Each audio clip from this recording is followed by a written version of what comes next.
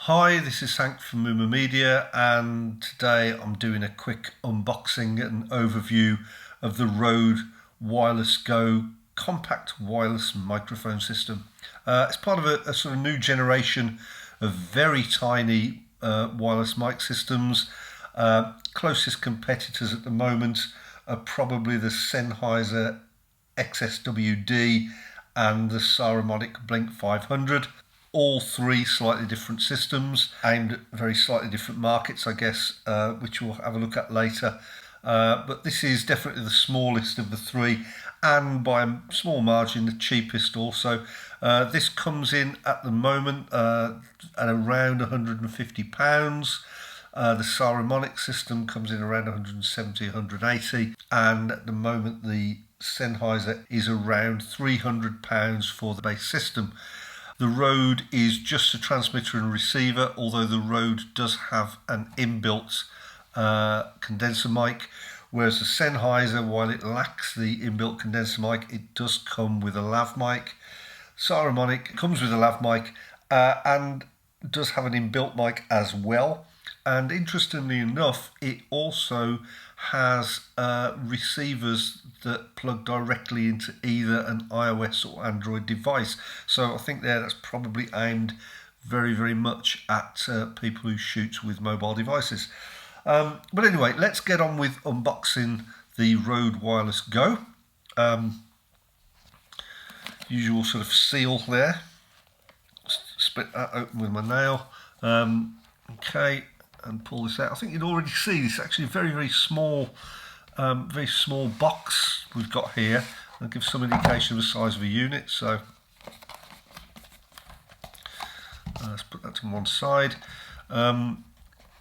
You've got sort of a quick sort of setup guide there, which is apparently all you're going to want or need, because these are really, really easy to pair and very easy system to use generally. Quite nice that I've actually included that as part of the box rather than wasting paper with a separate booklet or whatever. Yeah, better for the environment and all that. So let's take these out. Okay, you can see there the transmitter and receiver, both very, very tiny, almost sort of postage stamp size. So let's get those off the card. We've got a couple of USB charging cables. Both of these units have built-in batteries and charged with USB-A to USB-C leads. A little bit unorthodox, but I suppose looking to the future using USB-C ports.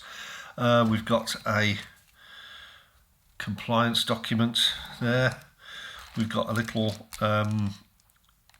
3.5mm tip ring sleeve jack lead to connect the receiver to your camera, and it's nice that it's a little curly lead, so that's going to keep that out of your way, particularly if you're using a very small rig. That's going to be great.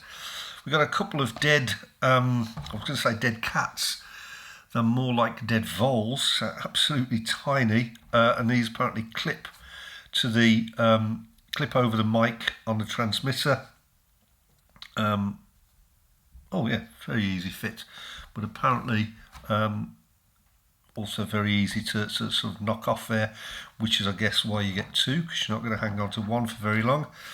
And also you've got there a little pouch to put all this in with a bit of Velcro on it, which I always love. I doubt that's going to be big enough to keep the whole system together. Probably just about enough to get the mics, the dead cats, and the little cable in there, which I suppose is all you're going to need in the field. But it would have been nice, particularly as a USB-A to USB-C lead might be an unusual item in your gadget collection. I think it would have been nice to be able to keep the whole lot together. Anyway, let's move on to the transmitter and receiver, which is kind of the business end of a system. I just want to compare those in size to the Rode Link system, which is the kind of predecessor for these, the one I've been using very successfully, I might add, for the last few years. And I think you see straight away the difference in size is absolutely huge. To be fair, one of the complaints about the RoadLink system was that the transmitter case was just really too big, too unwieldy compared to its competitors like the Sennheiser system and so on. And certainly if you were something like a wedding videographer trying to actually hide this successfully under a bride's dress or in a groom's jacket without showing obvious and unsightly bulges was pretty much impossible.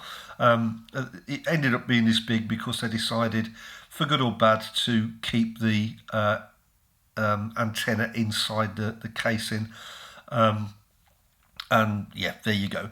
I will be doing a comparison video between the RoadLink system and the Wireless Go system, because I think very much the Wireless Go system is going to supersede the RoadLink system for many shooters, and interested to see that the RoadLinks are already coming down in price considerably.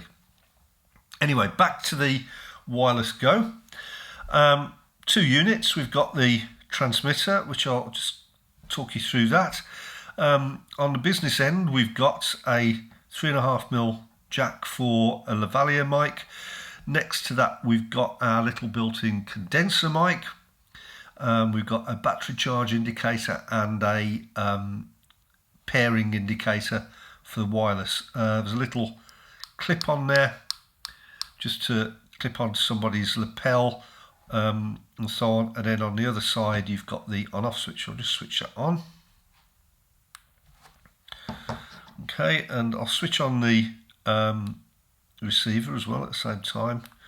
And hopefully they should, according to what I've seen, just pair. Oh yeah, and they have paired straight away. Okay, so absolutely no messing around there. You know, there is a pairing button on there on either of the devices, but they do pair very quickly straight out of the box.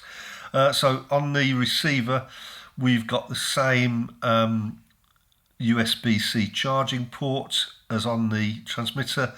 We've got a 3.5mm jack for the connector lead to your camera. We've got a pad switch, which I always find comes in very useful, particularly if you're dealing with talent who's got a particularly loud voice and you need to get that under control. That's something that the Sennheiser, for example, doesn't have. You've got a pairing switch there, and then round at the other side you've got the on-off switch.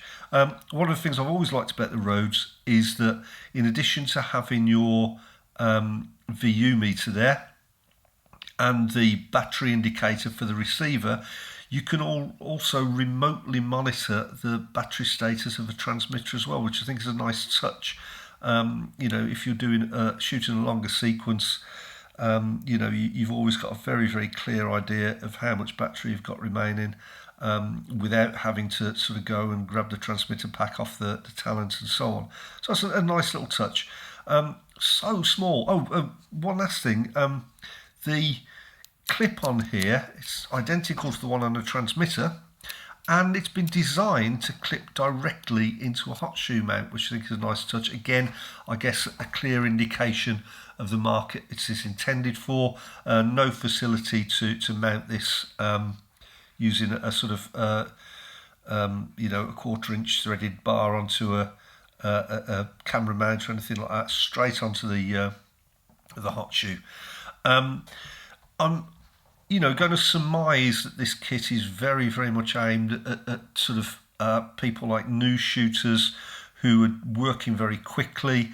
They don't necessarily have time to thread a lavalier mic up through under somebody's clothing to hide it, whereas they can just clip this directly onto a lapel very, very quickly and get shooting. Also, wedding videographers who need something very, very small to hide on the person of their talent, the bride and groom, and certainly it meets both of those aims very, very well. I've no idea at the moment of the quality of this mic. I will be checking that out later. And as I say, I do intend to do a sort of comparison video between this and the RoadLink system. In the shops for £150, This is very, very keenly priced, I think. Look out for my comparison video between the Wireless Go system and the Roadlink system. Maybe some interesting differences. I don't know yet. I haven't tried the two side by side. If you like this video, give it a thumbs up. If you don't, then don't. It's a free country. Take care now.